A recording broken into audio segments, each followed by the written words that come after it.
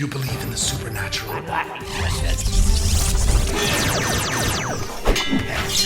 Download the Legacy Edition of Spirit Blade, a full cast audio drama, for free for a limited time at spiritblade.com.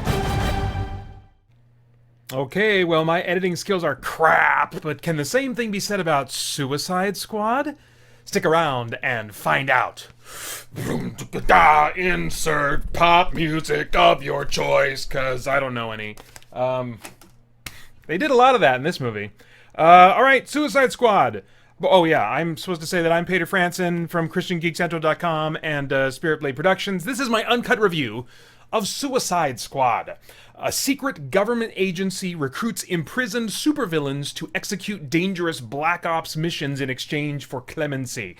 That's the IMDb description. It actually sums up the concept pretty well, and there's normally the IMDb description falls short of kind of describing, really more of the story, and this one doesn't actually fall that short. There's not a ton of main story going on here. It's just an introduction of the concept of the Suicide Squad, and then it provides them with a villain to fight, an enemy to fight, which is a cool looking threat, but the story is not super complex as far as their mission to go and stop this threat. It's the story is more about the characters and their relationship to the government that is trying to use them as a weapon to fight future threats. Now that we live in a world where Supermen come from the sky and they invade our planet and blah blah blah, because this is connected. It follows right on the heels of Batman versus Superman, and it takes place in the same continuity as Batman versus Superman and Man of Steel, which you probably know already.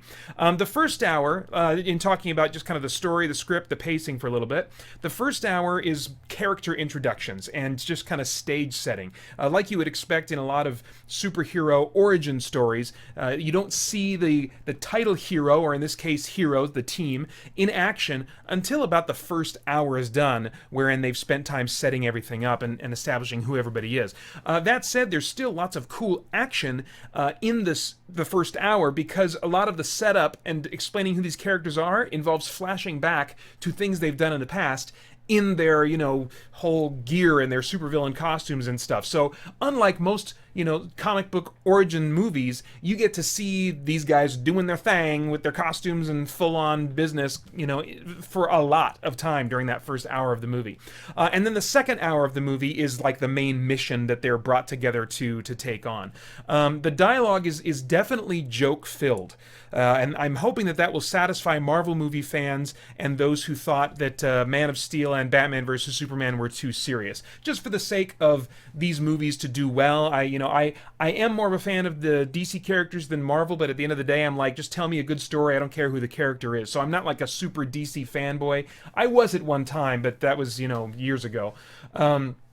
So, I'm hoping that, for those who kind of want that itch to still be scratched and have like kind of comic booky, jokey, type of things going on in the dialogue, I'm hoping it'll scratch that itch. I do much prefer, personally, Man of Steel and Batman vs. Superman, and just how frickin' dead serious they were for almost, the entire viewing experience of those movies. But I will take this as a middle ground. As I said in my review of X-Men Apocalypse, if that's the middle ground that we're going to have, like the X-Men, they do have some jokes peppered fairly frequently throughout, but they also have characters who there's some drama and some weight that's attached to them that just doesn't exist really, or isn't given the kind of care and attention that it needs to have an effect on me in the Marvel movies. So this one definitely had a lot of jokes in it, and I chuckled at a few jokes, but I found most unfunny, and that's much like my experience with most of the Marvel movies these days. The difference in this movie is the heart and the dramatic weight that is given to the character backgrounds. You've got well, I don't want to give too much away. In fact, there's one character I can't even talk about his backstory, because there's a revelation later on in the movie about him that's really, revealing about what drives him and what motivates him, and it's a great moment. But it's established pretty early on that Deadshot, the Will Smith character, really wants to be a better role model for his daughter, and he's recognizing the negative effect that his mercenary and assassin lifestyle has had on her, and so he's always kind of of being driven by that, and that's a very relatable thing. We're not all assassins and hitmen, but if you are a parent, then you want to be a good example for your kid. You want them to look up to you. You want them to think that you're the frickin' bee's knees, and so he was just feeling like he was really falling short and wanted to change, just how he was approaching life, and so that he could be a better role model for his daughter, And that's just one example. There's just other examples of just character stuff going on that is not. It's not that it's like you've never seen anything like this in any other movie before, but they're giving it time and attention, not as much as I'd like. And also they're giving it performances from these actors that really, even sometimes as brief as they are, they just suddenly take me into what this character is feeling, what's driving them, what is weighing them down, and what their insecurities and concerns are, So there was a lot of good just kind of character stuff going on.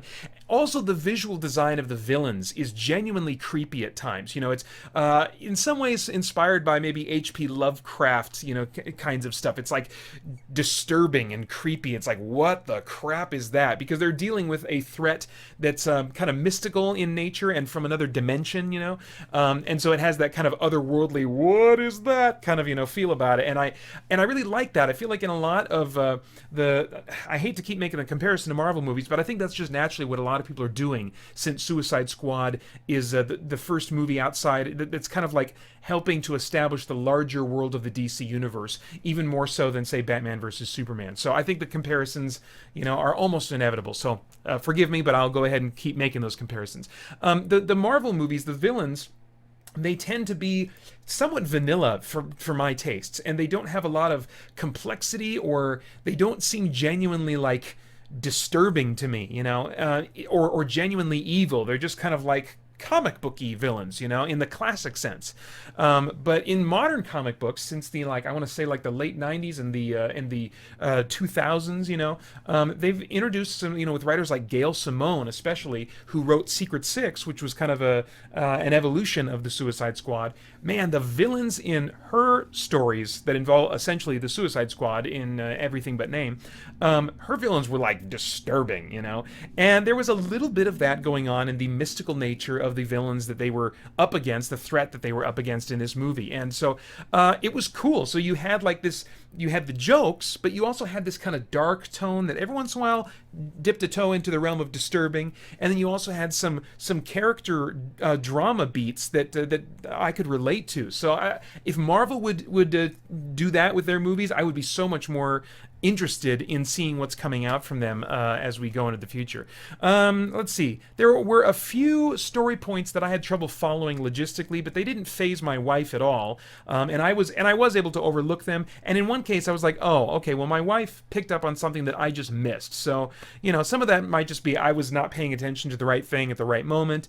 And so maybe there won't be problems for a lot of people. But like I said, even, for me, I was able to kind of overlook them and just okay, the Joker. Let's talk briefly about Jared Leto, or Jared Leto. I don't know how you say his name. Just call him Jared, like we're pals, I really enjoyed what he was doing with his performance, and I think that there's a lot of potential for what he's for what he's going to bring to that character in the future.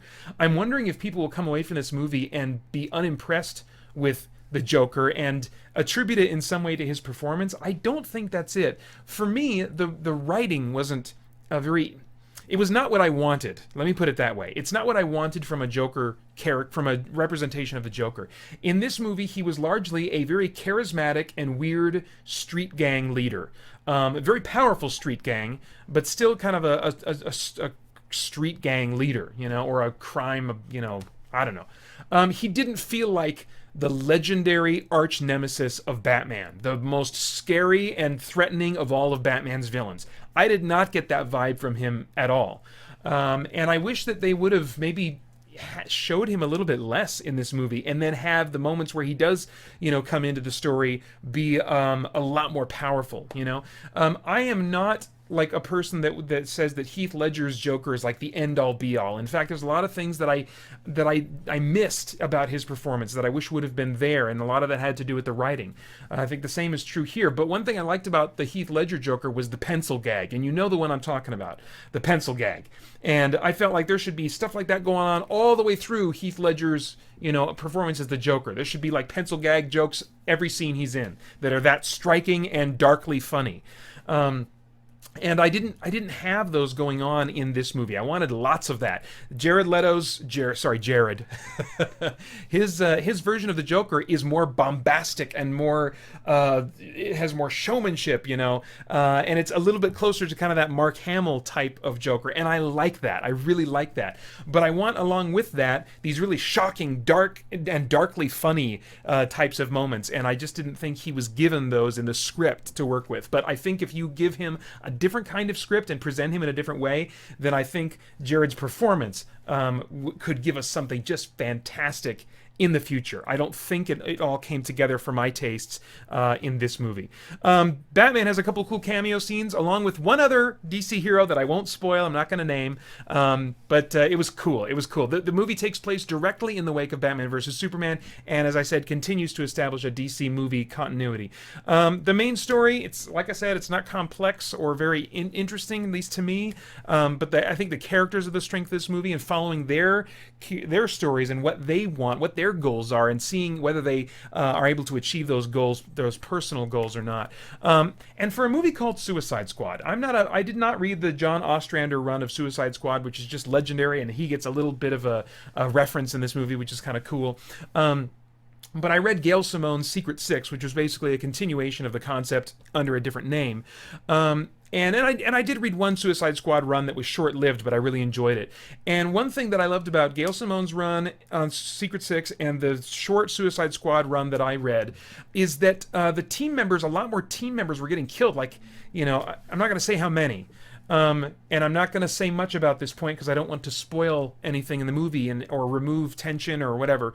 But I think more characters should have died. For a movie called Suicide Squad, with the premise of them going on what are essentially suicide missions, I think more of the team members of the Suicide Squad in this movie should have died. I'll just leave it at that. Okay, in talking about the cast a little bit, the cast was all almost all of them I thought were very solid. Will Smith is, he's Will Smith, but he was good. He was a good fit for Deadshot. He had the jokes as you would expect, but Will Smith can also give you a relatable character performance, and he did that, and that was great. Margot Robbie is kind of a new face to me. She's good as Harley Quinn, but I think most of her best stuff, for my humor tastes, is in the trailers. There were a few little things that were, more about her performance than they were the dialogue that made me kind of chuckle a little bit in the movie. But I think most of her best stuff is unfortunately in the trailers.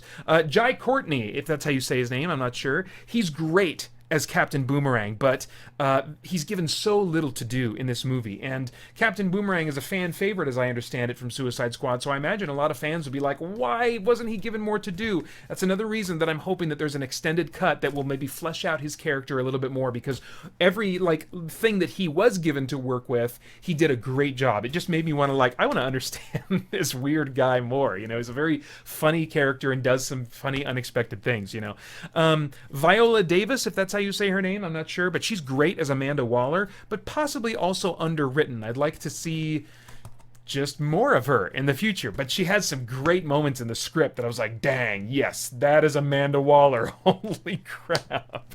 The trailer shot of Batman on the Joker's car is missing actually in this movie. He's not that shot where he's hanging on to the top of the Joker's Lamborghini and they're just swinging around a corner and stuff. That chase scene is in the movie and Batman is chasing them, but him on the roof of the car does not happen in this movie that I could see, and I asked my wife if she saw it. She said she didn't see it either. So that makes me hopeful that there is an extended cut that will give us that little shot back and also let these characters breathe a little bit more, because most of the performances are solid and the backstories are nearly all there, and I think they're just kind of begging to be fleshed out just a wee bit more. And I'm the type of person that wants to take the time, even if it means the movie is 2.5 hours instead of 2, to kind of get into those characters and experience their lives a little bit more. As far as the stunts and visuals go, the action is big budget, as you would expect, so there's no disappointment there, but at the same time, I felt like it lacked the creative spectacle compared to Zack Snyder's DC flicks. Now, that's not a big cut, because Zack Snyder is just a director who like really does fantastic visual spectacle, and he does so in very creative, eye-catching and attention-grabbing, kind of ways. I think eye-catching and attention-grabbing probably mean the same thing. Sorry about that. Anyway, the visual design of the villains is cool and creepy, and there's lots of cool magic that's being thrown around in devastating and disturbing ways. So I did find it to be a satisfying experience, but not like a really cool experience as far as the stunts and the action and the visuals. I don't often comment on music or sound effects, so I will say one thing about this movie, and that is that there are lots of pop music over the score. It's like a rock pop type of soundtrack. I'm wondering if that was a change during post-production to kind of lighten the mood a little bit. I don't know. I'm not a fan of most popular music, so I got a little sick of it, honestly. About halfway in, I was like, oh man, another track from some classic rap, pop, rock artist or whatever, okay, all right.